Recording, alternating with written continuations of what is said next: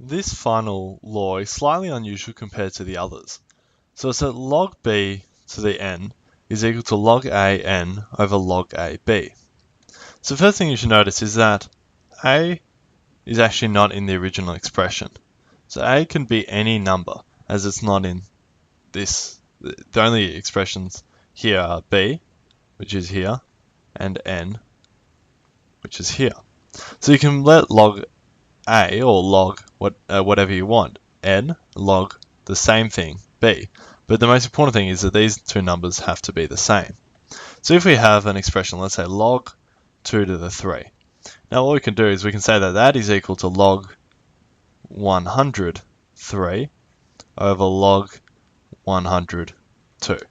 Now that doesn't really serve any purpose, but these two expressions are equal.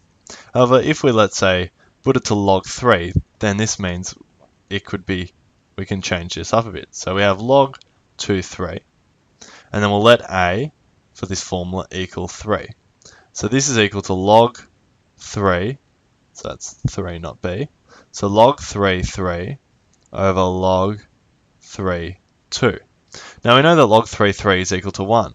So that means this is equal to 1 over log 3, 2. And this leads us to an interesting observation. It's not really a law, however, we see that log 2, 3 is equal to 1 over log 3, 2. And as this is for general terms, this can also be put in terms of general. So that means we can say that log AB is equal to 1 over log BA. So if you put over 1, so you have the log expression, put 1 over, then you can swap these A and B, and then these two expressions are equivalent. So this is one useful application of this law. So it does seem a bit strange, and it is easy to forget as you don't use it often. However, you do need to know it, so make sure that you either write it down or memorize it.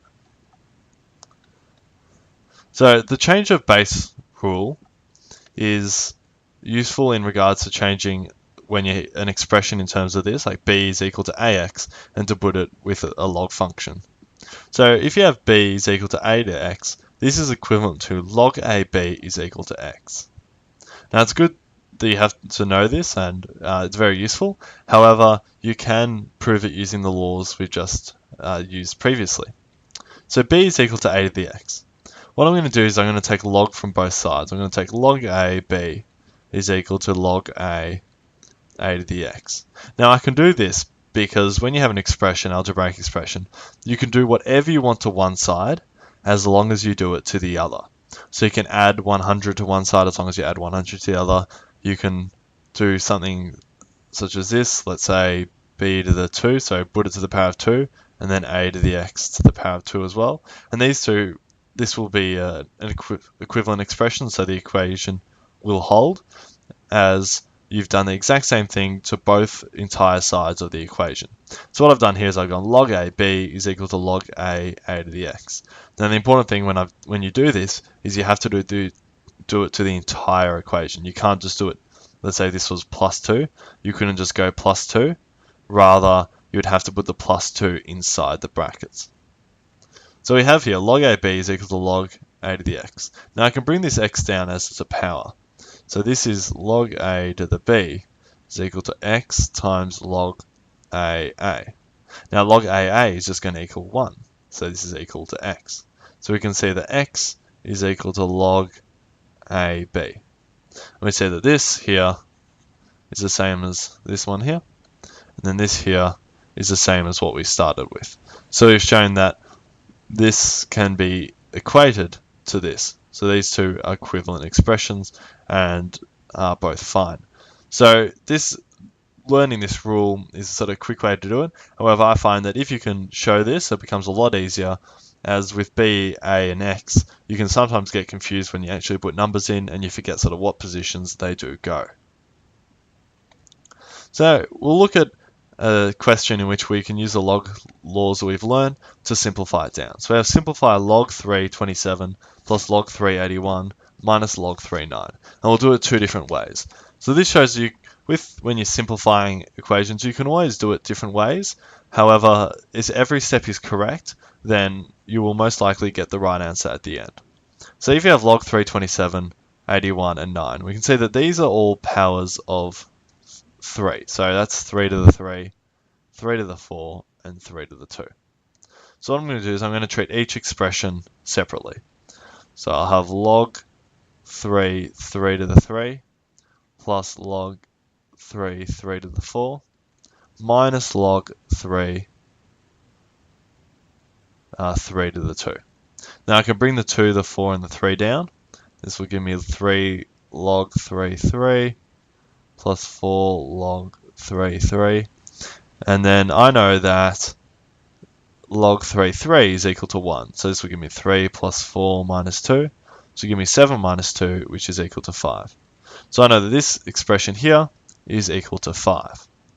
And that's, I've used two laws, basically the log 3, 3 or log AA is equal to 1, and then I can bring the index down. Now another way you could do this question is by saying that here, these are all the same bases.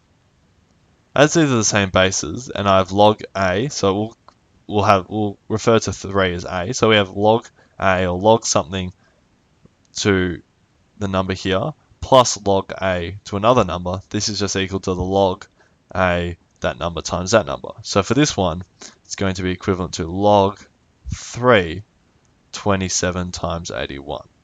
So I've just simplified this part of the expression here, and then these are equivalent.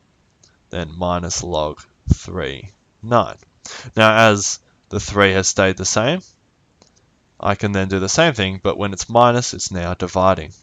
So this is equal to log 27 times 81 over 9. Now if I just calculate it straight out, that's probably going to be a hard number, but if you remember, these are the power of 3, so we can use some index laws to simplify. So I get 3 to the 3 times 3 to the 4 over 3 squared. This is going to give me as 3 to the 3 times 3 to the 4 is equal to 3 to the 7. 3 to the 7 on 3 to the 2 is just equal to 3 to the 5. So this is equal to log 3. So leave the 3 in there. Log 3, 5. Bring the 5 down. I get 5 times 1. That means it's going to equal 5. So I get the same answer as I did before. Now this is probably a bit of a longer way to do it. However, if you look at the expression here, it's convenient that all of the logs are the same, and all these numbers in here are 3 to the power, so like 3 cubed, 3 to the 4, 3 squared. But this is often not the case. So it's good to be able to recognize that when you have two to the numbers that are the same, like log 3, you can times them together. And often this will be useful when simplifying. So in summary, here are the log laws we've covered, and here was the rule where you can swap the bases and swap it to a log function. Just a quick note that a is greater than 0 for these ones, so that's like log a. When we're always talking about that, we're referring to when a is greater than 0. And in this course, you're not going to come across any when a is less than 0 or equal to 0, so just a is always greater than 0. You're always going to have it log 2, 3, for example. So log a1 is equal to 0, log aa is equal to 1. Have these two sort of cumulative laws, and then remember you can bring the index down. So this is quite an important law which you'll use quite a bit, as well as these two here. And then this is a slightly unusual one which is useful in different circumstances and that you should know, but is often easy to forget. And this can prove to us that log AB is equal to 1 over log BA.